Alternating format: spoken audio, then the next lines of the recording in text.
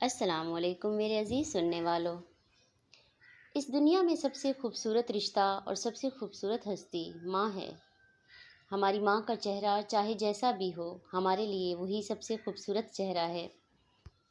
اللہ سے دعا ہے کہ وہ صدقے محمد اور ان کی آل کے سب کی ماؤں کو سلامت رکھے، اور جن کی مائیں اس دنیا سے گزر چکی ہیں اللہ انہیں اچھا مقام عطا کرے، آمین۔ یہ واقعہ حضرت محمد صلی اللہ علیہ وآلہ وسلم کے زمانے کا ہے۔ مکے میں ایک بیوہ عورت رہتی تھی۔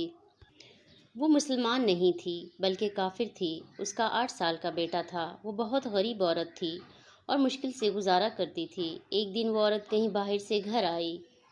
اس کے بیٹے نے اس سے کہا، اماں، آپ دوسرے بچوں کی ماؤں کی طرح کیوں نہیں ہو؟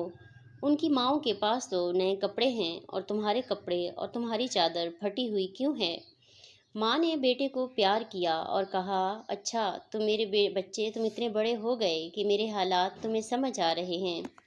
پھر اپنے یتیم بچے کو سینے سے لگایا اور کہنے لگی، بیٹا، تمہارا باپ مر چکا ہے، اب میں بیوہ اور تم ایک یتیم ہو، اس لیے میرے پاس اچھے کپڑے نہیں ہیں۔ میں سارا دن لوگوں کے کام کرتی ہوں اور جو بھی کماتی ہوں وہ تم پر لگاتی ہوں، تمہیں اچھا کھانا کھلانے کے لیے اور تمہیں اچھا پہنانے کے لیے۔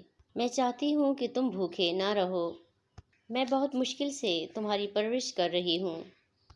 بیٹے نے ماں کو گلے لگا کر کہا، اماں، تیری چادر پھٹ گئی ہے، میں تمہارے لیے نئی چادر لاؤں گا۔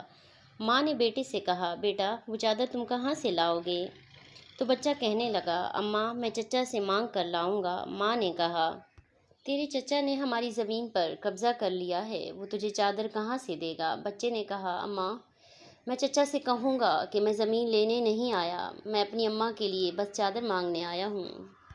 بچہ ضد کرنے لگا کہ اماں، میں ضرور جاؤں گا، چچا مجھے دیکھ کر بہت خوش ہوں گے، میرا وعدہ ہے کہ میں چچا سے بس چادر مانگوں گا۔ ماں بولی، بیٹا، تجھے پتہ ہے تمہارے چچا بہت دور رہتے ہیں، تم وہاں تک کیسے جاؤ گے؟ بچہ کہنے لگا، اماں، تم فکر نہ کرو، میں نے سب پتہ کر لیا ہے، میں وہاں چلا جاؤں گا۔ ماں نے نہ چاہتے ہوئے بھی اپنے بچے کو جانے کی اجازت دے دی۔ ماں نے بچے کو نہلایا، صاف ستھرے کپڑے پہنائے اور چچا کے پاس بھیج دیا۔ بچہ پیدل چلتا ہوا چچا کے مکان تک جا پہنچا۔ جب بچہ وہاں پہنچا تو اس نے دیکھا کہ اس کے چچا شراب پی رہا ہے۔ اس کے چچا شراب پی رہے ہیں اور اس کے آس پاس بہت سے لوگ بیٹھے ہوئے ہیں۔ بچے نے اپنے چچا کو بلایا تو چچا کہنے لگا کہ تو کون ہے؟ بچہ بولا، میں آپ کا بھتیجا ہوں اور میں آپ کے پاس ماں کے لیے چادر لینے آیا ہوں، میری ماں کی چادر پھٹ گئی ہے۔ چچا نے بچے کو پیار کرنے کے بجائے مارنا پیٹنا شروع کر دیا۔ بچہ چیختا رہا، روتا رہا۔ چچا نے بچے کو اتنا مارا کہ بچہ لہولہان ہو گیا، بچے کے کپڑے خون سے بھر گئے۔ اس نے بچے کو تھپڑ مارے، ڈنڈے مارے اور بچے کو زخمی کر دیا۔ بچہ بہت مشکل سے وہاں سے جان بچا کر بھاگا۔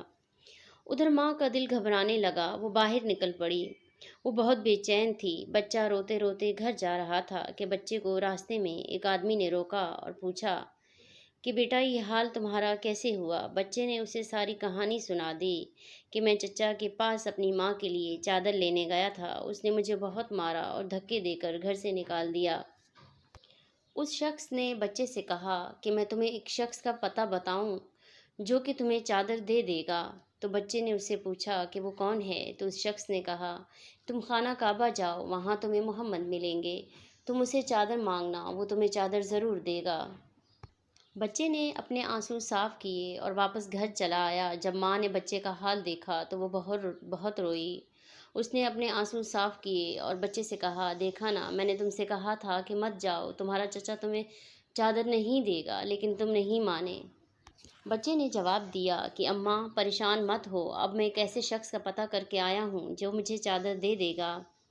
اس شخص کا نام محمد ہے، وہ خانہ کعبہ میں ہوتا ہے۔ ماں نے بچے کو دھکا دیا اور بولی، دوبارہ کبھی یہ نام گھر میں مت لینا، تمہیں نہیں پتہ وہ ایک جادوگر ہے، شاعر ہے، مجنوں ہے، تم ہرگز وہاں نہ جانا۔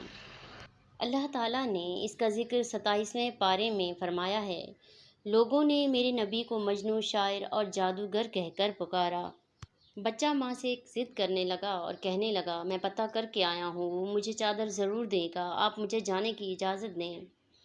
ماں نے نہ چاہتے ہوئے بھی بچے کو پھر سے اجازت دے دی۔ بچہ خانہ کعبہ جا پہنچا، اندر دیکھا تو بہت سے لوگ بیٹھے تھے۔ بچے کو پہلے والا منظر یاد آنے لگا، جب وہ چچا کے پاس گیا تھا تو اس کے چچا کے پاس بھی بہت سے لوگ بیٹھے تھے۔ وہ ڈر گیا، اس کی ہمت نہ ہوئی کہ کس سے پوچھے کہ محمد کون ہے۔ وہ ایک کونے میں کھڑا ہو کر دیکھنے لگا۔